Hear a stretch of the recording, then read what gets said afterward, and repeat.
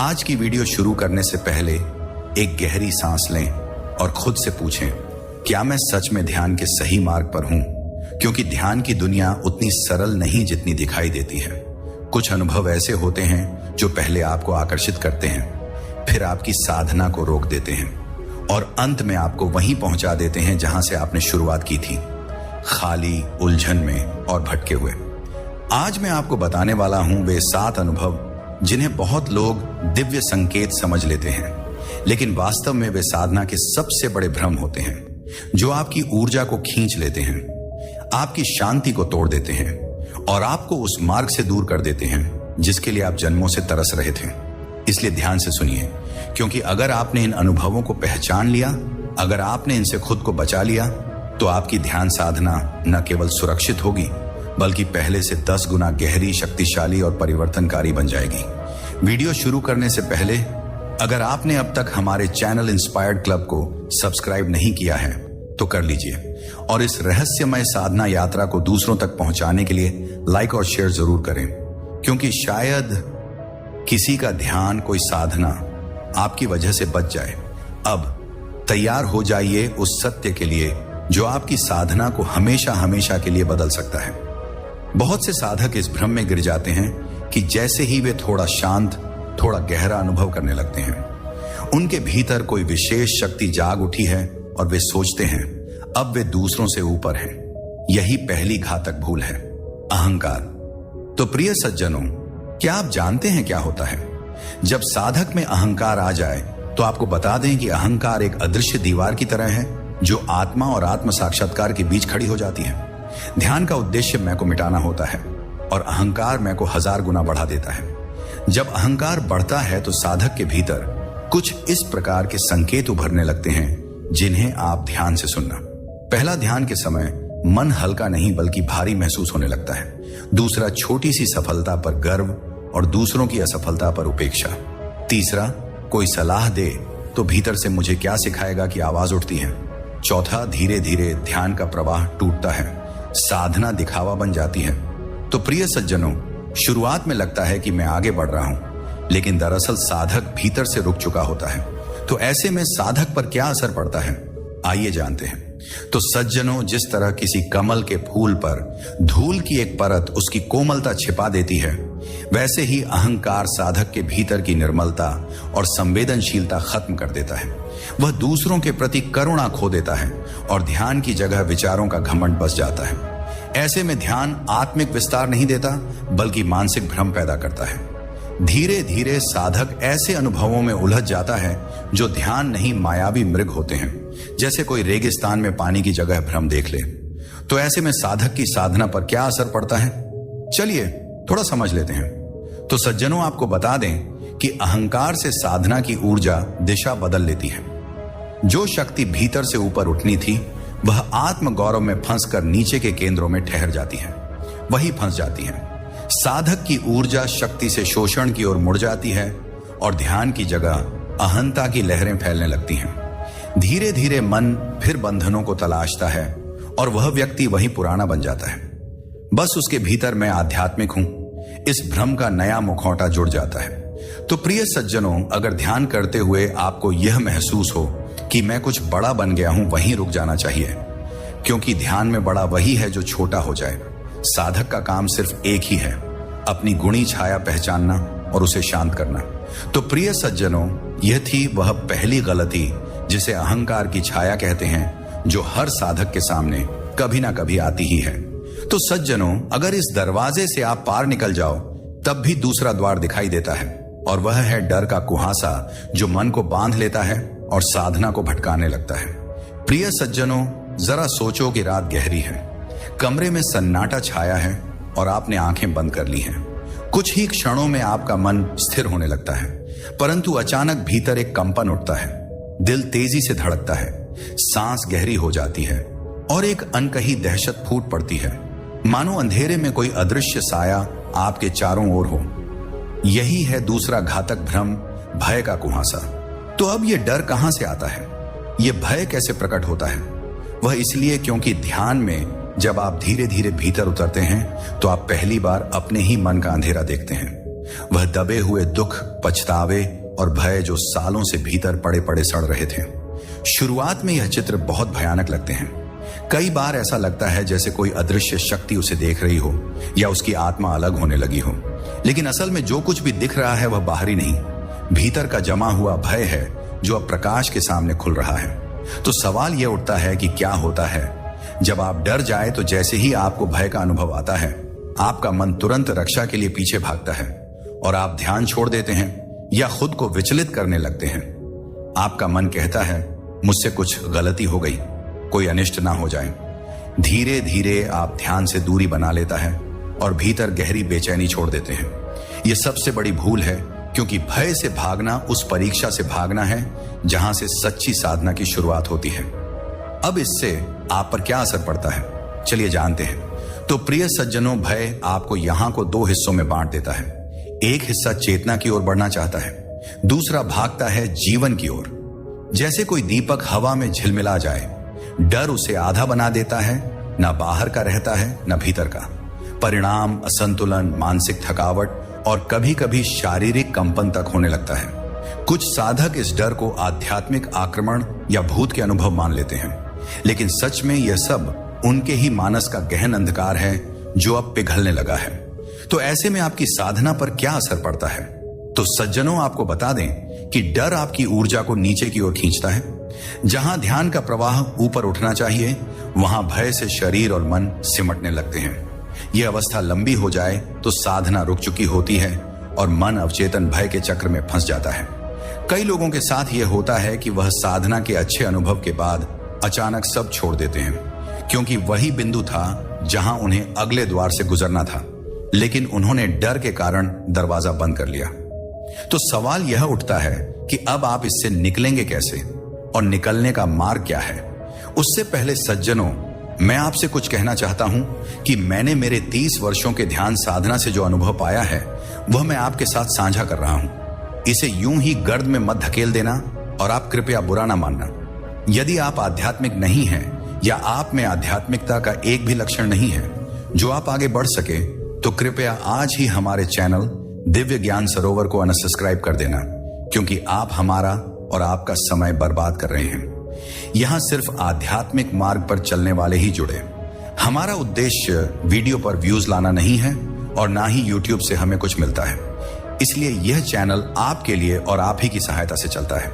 मैं यहां आपसे कोई हजारों रुपए नहीं मांगता, ना ही कोई कोर्स पैसे में देने का बोलता हूं। बस यदि आप 1 रुपए भी इस चैनल की सहायता में देते हैं तो भी बहुत है, ताकि चैनल लंबे समय तक चलता रहे, क्योंकि यह तो आप ही जानते हैं कि इसके लिए हमें समय लगता है और समय यहां देते हैं तो बाकी काम भी नहीं होते। ऐसे में आर्थिक तंगी होती है तो यह आप पर है। आप इस चैनल को कब तक चला सकते हैं? क्योंकि यह चैनल मेरा नहीं बल्कि आपका ही है, और जिन्होंने अभी तक दिव्य ज्ञान सरोवर चैनल में आर्थिक सहायता प्रदान की है उनका फिर से तहे दिल से शुक्रिया अदा करता हूं। तो प्रिय सज्जनों, भय से भागो मत, उसे देखो, उसका स्वागत करो। जब भय को पूरे होश से देखा जाता है वह तुरंत विलीन हो जाता है, जैसे अंधेरा रोशनी को देखकर गायब हो जाता है। इसलिए आपको केवल एक मंत्र याद रखना चाहिए, जो भय दिखा वही मिटने वाला है। प्रिय सज्जनों, यदि ध्यान के दौरान भय बहुत तीव्र हो, कंपन, पसीना या हृदय की धड़कन असामान्य लगे, तो तुरंत रुक जाए, गहरी सांस लें और स्थूल गतिविधि करें। ऐसे क्षण में साहस बुद्धिमत्ता से आता है, हट से नहीं। तो प्रिय सज्जनों, यह दूसरी गलती थी, डर का कुहासा जो साधक को उसके ही भीतर से पीछे धकेल देता है। जो इसे पार कर लेता है वह अब तीसरे और सबसे सूक्ष्म जाल में प्रवेश करता है, जिसे आसक्ति की जंजीर के नाम से जाना जाता है, जो ध्यान को भक्ति में बदलने से रोक देती है। तो चलिए अब बात करते हैं आसक्ति की जंजीर के बारे में। तो प्रिय सज्जनों, यह वह चुपचाप खींचने वाली डोर है जो साधक को झांक भी नहीं होती और फिर भी उसे बांधे रखती है। यह द्वार सबसे चालाक, सबसे भ्रामक और सबसे सुंदर भ्रमों में लिपटा हुआ होता है। तो कल्पना करो कि आप हर दिन एक ही वेदी पर दीपक जलाते हैं, वही मंत्र, वही आसन, वही आराधना। दिन बीतते हैं, महीने, सालों बीत जाते हैं और आपको धीरे धीरे इन क्रियाओं से भावनात्मक जुड़ाव हो जाता है। अब ध्यान आपके लिए अनुभव नहीं रहा, बल्कि आदत बन गई है, और यही जन्म लेती है तीसरी भूल गुणा, आसक्ति। प्रिय सज्जनों, शुरुआत में यह बहुत पवित्र लगती है। आपको लगता है कि आपकी निष्ठा बढ़ रही है, पर भीतर ही भीतर आप क्रिया, गुरु, स्थान या अनुभव से चिपकने लगते हैं। आप सोचते हैं कि अगर वही प्रक्रिया ना की तो ध्यान सफल नहीं होगा। यानी आपके भीतर निर्भरता आ गई है और यह निर्भरता ही बाद में बंधन बनती है। धीरे धीरे आप उस शांति के गुलाम बन जाते हैं जिसे ध्यान में महसूस करते हैं। अब आप ध्यान नहीं करते बल्कि अनुभव की पुनरावृत्ति करते हैं, यानी पिछली अनुभूति को दोहराने की कोशिश, और यही है ध्यान का पतन बिंदु। अब इससे आप और आपकी साधना पर क्या असर पड़ता है, चलिए जानते हैं। तो इससे आपकी मौलिकता खत्म हो जाती है। आप रट लगाने लगते हैं, जीना भूल जाते हैं। अगर किसी दिन ध्यान में वही आनंद ना मिला तो बेचैनी, निराशा और अपराध बोध शुरू हो जाता है, और कई साधक तो यहां से मनोवैज्ञानिक असंतुलन का अनुभव करते हैं, क्योंकि वह शांति को पकड़ना चाहते हैं जबकि ध्यान तो छोड़ने की कला है। इसलिए आप जितना अधिक पकड़ेंगे, ध्यान आपसे उतना दूर भागेगा। प्रिय सज्जनों, आसक्ति ही साधना की सबसे महीन जंजीर है।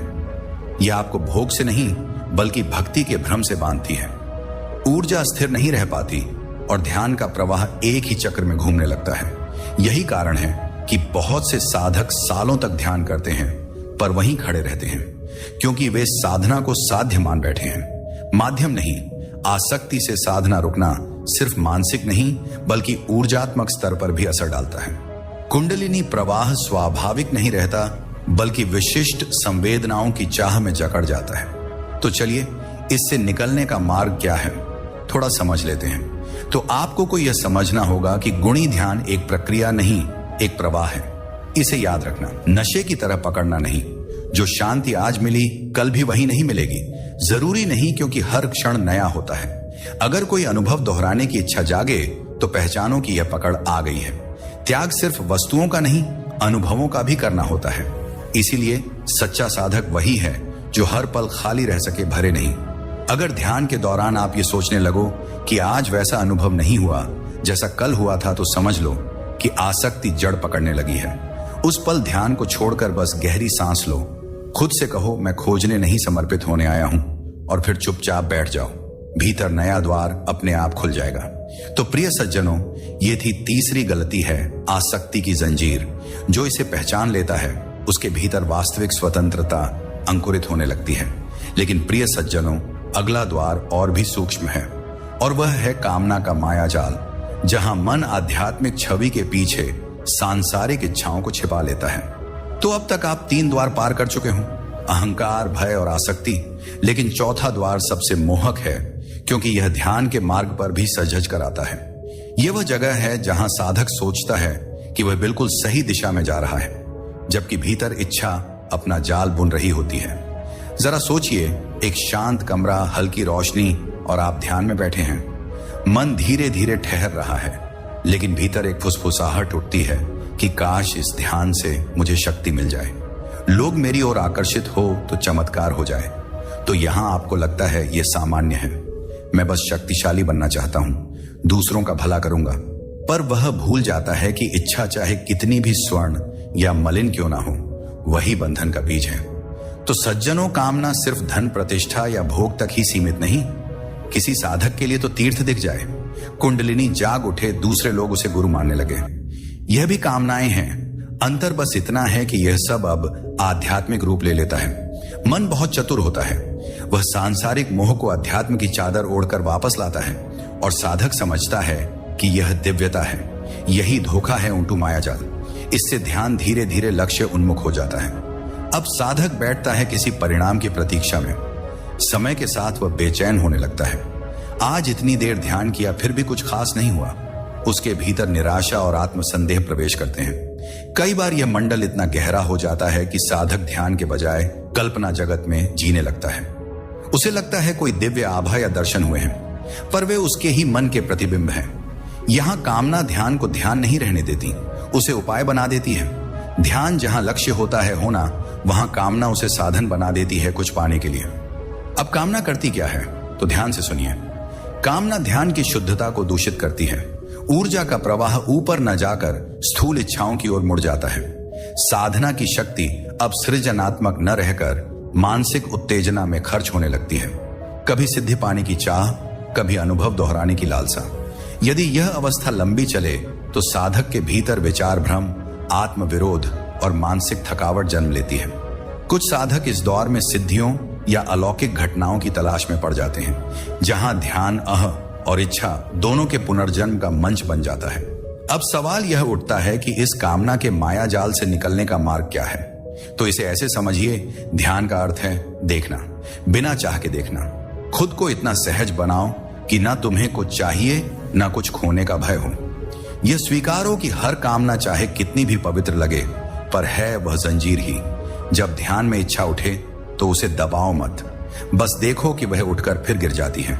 यही देखना उसकी मृत्यु है, क्योंकि एक सच्चा साधक जानता है कि ईश्वर को पाने की चाह ईश्वर से मिलने में सबसे बड़ी रुकावट है। अगर साधना करते करते आपको लगने लगे कि आप किसी सिद्ध या अनुभव के पास पहुंच गए हो, तो वहीं रुक जाओ। एक क्षण का गर्व 1000 जन्मों की माया बन सकता है, क्योंकि जब चाह ध्यान में प्रवेश करती है तब ध्यान संसार में उतर जाता है।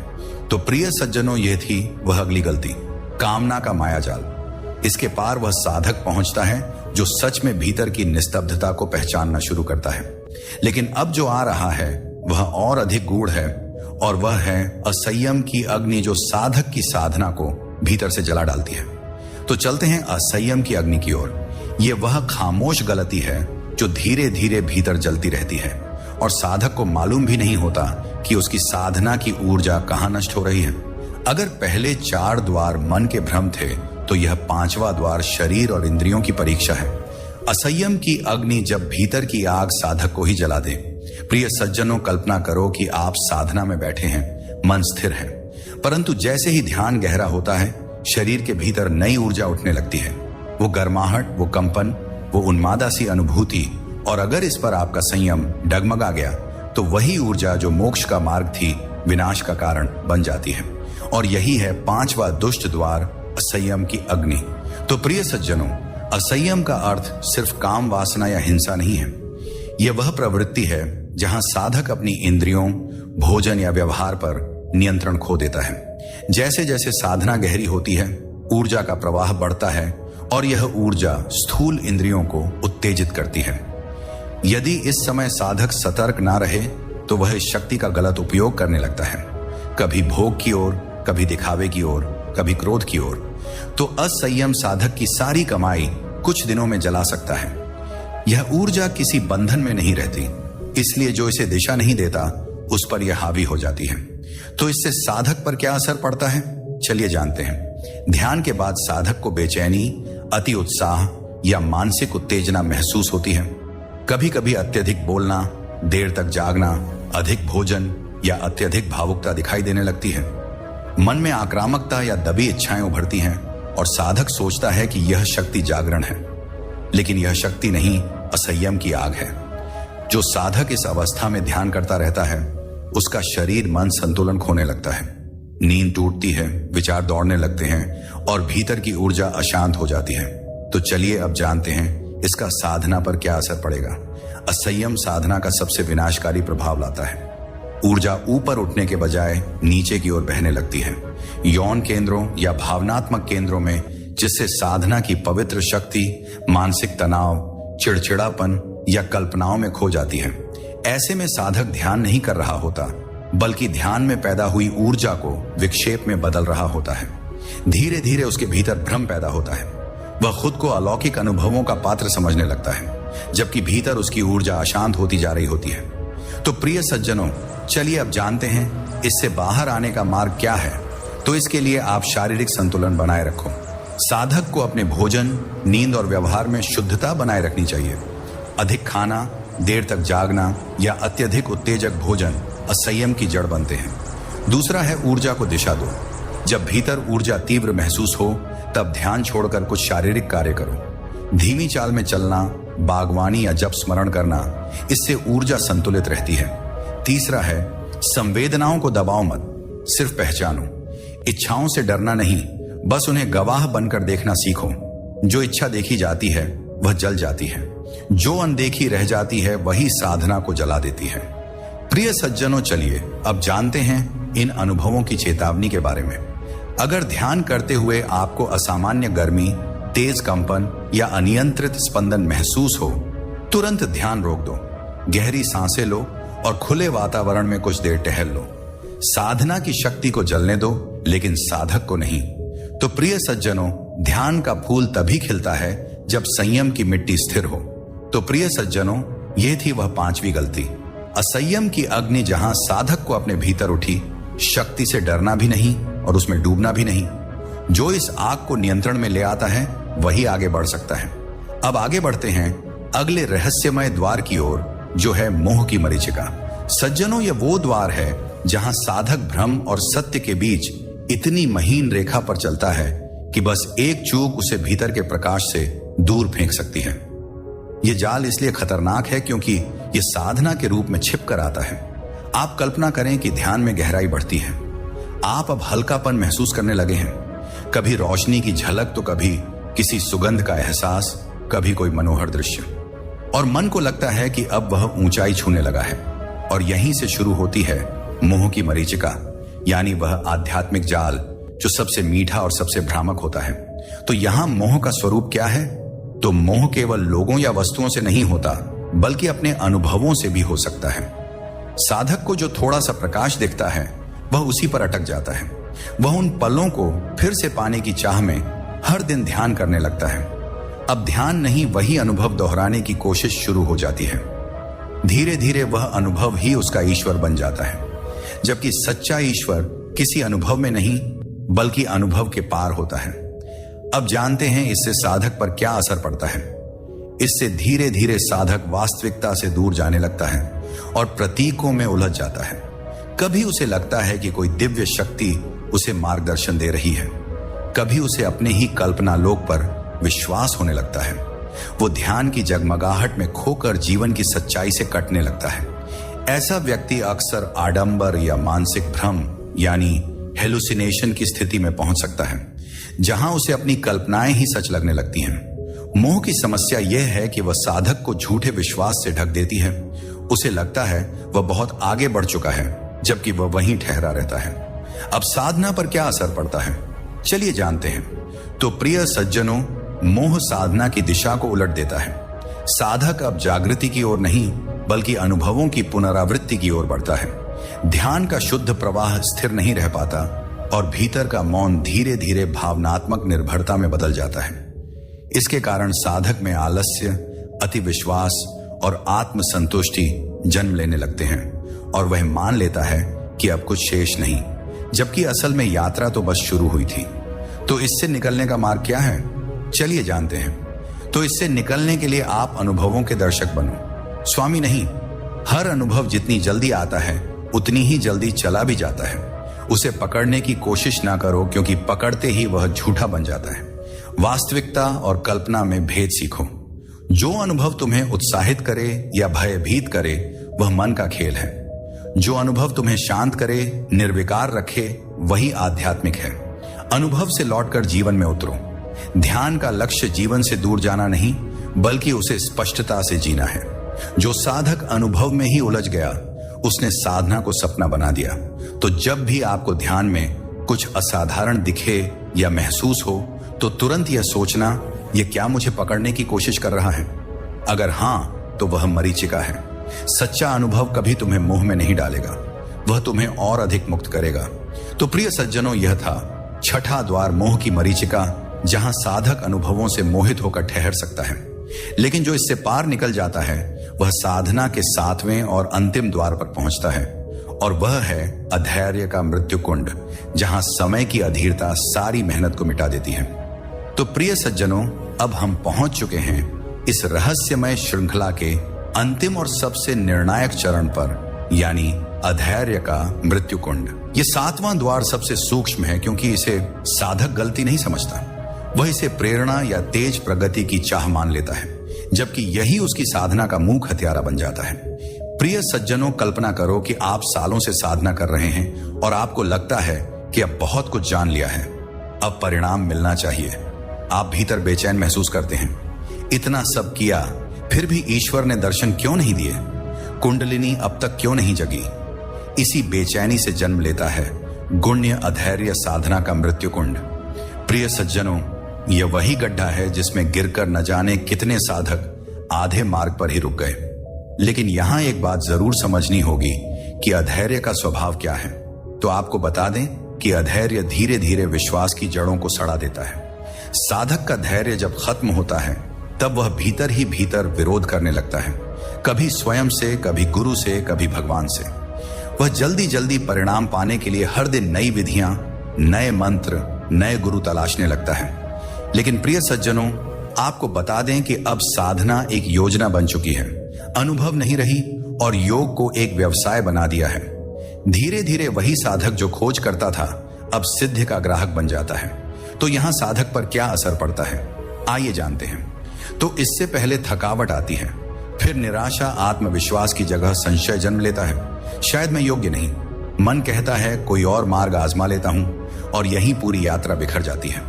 कुछ लोग इस अवस्था में ध्यान छोड़कर सांसारिक जीवन में लौट जाते हैं, लेकिन भीतर एक अधूरापन हमेशा चुभता रहता है। सज्जनों, आपको बता दें कि अधैर्य साधक का विश्वास खा जाता है, और जिस साधना में विश्वास ना हो वह सूखी मिट्टी जैसी है जहां कोई बीज अंकुर नहीं फूटता। अब जानते हैं इससे साधना पर क्या असर पड़ता है। तो अधैर्य साधना की ऊर्जा को अपूर्ण चक्रों में बांट देता है। हर बार जब साधक अधीर होकर नई प्रक्रिया शुरू करता है वह पहले वाला प्रवाह काट देता है। ऐसी मनस्थिति में ध्यान सिर्फ मानसिक व्यायाम बन जाता है, दिव्य संपर्क नहीं। कुंडलिनी जागरण के मार्ग में अधैर्य सबसे बड़ा खतरा है, क्योंकि जहां शक्ति को अपनी मर्जी से खींचने की कोशिश होती है वहीं से मानसिक या शारीरिक असंतुलन शुरू हो सकता है। तो चलिए जानते हैं इससे बचने का मार्ग क्या है। तो आप विश्वास को सांस की तरह बना लो। साधना का वास्तविक फल जब तब नहीं, समय सिद्धता से आता है। जैसे बीज को अंधकार चाहिए वैसे ही ध्यान को धैर्य चाहिए। दूसरा है प्रक्रिया नहीं, समर्पण को पकड़ो। साधक का काम परिणाम खोजना नहीं, नियमितता बनाए रखना है। सही समय आने पर वह फल स्वयं प्रकट होता है। हर दिन साधना को नया अनुभव मानो। यदि तुम यह सोचकर बैठते हो कि आज कुछ होगा तो तुम पहले ही अधैर्य के क्षेत्र में उतर चुके हो। बस बैठो, मौन रहो, ईश्वर का समय ईश्वर को ही सौंप दो। तो प्रिय सज्जनों, अगर साधना करते करते मन बेचैन हो उठे और लगे कि अब कुछ नहीं हो रहा तो समझो कि जड़ें जमीन पकड़ चुकी हैं, फल आने ही वाला है। पर यदि इस क्षण तुमने धैर्य खो दिया तो फिर से शुरुआत करनी पड़ेगी। कभी कभी मौन रहकर प्रतीक्षा करना भी उतना ही शक्तिशाली होता है जितना ध्यान में बैठना। प्रिय सज्जनों, अंत की सीख, ध्यान का असली रहस्य तो आप इन 7 गलतियों को समझो तो पाओगे कि हर गलती का मूल मैं ही है। मैं कुछ बनना चाहता हूं, मैं जल्दी पहुंचना चाहता हूं, मैं विशेष अनुभव चाहता हूं। ध्यान तभी सच्चा होता है जब मैं मिट जाता है। जब साधक इन 7 द्वारों से सहजता, सामर्थ्य और सजगता के साथ गुजर जाता है तब वह अनुभव करता है वो मौन जो ना सुख है ना दुख, बस तारांकन शुद्ध उपस्थितता। यही वह क्षण है जहां ध्यान प्रयास नहीं रहता बल्कि अस्तित्व की धड़कन बन जाता है। तो प्रिय सज्जनों, यदि आप भी अहंकार की छाया, डर का कुहासा, आसक्ति की जंजीर, कल्पना का मायाजाल, असंयम की अग्नि, मोह की मरीचिका और अधैर्य का मृत्यु कुंड, इन गलतियों के शिकार हैं, या यह 7 गलतियां आप में हैं, तो या तो आप हमारे द्वारा बताएं मार्ग पर चलकर इन्हें सुधार लें, या आज से ही आप ध्यान करना बंद कर दें। नहीं तो आपको कुछ भी मिलने वाला नहीं है, बल्कि उल्टा आपका समय शरीर और साधना के साथ आत्मबल भी खो सकता है। याद रहे, ये जानकारी आपको पूरे YouTube चैनल और बाकी किसी भी पुस्तक में देखने को नहीं मिलेगी।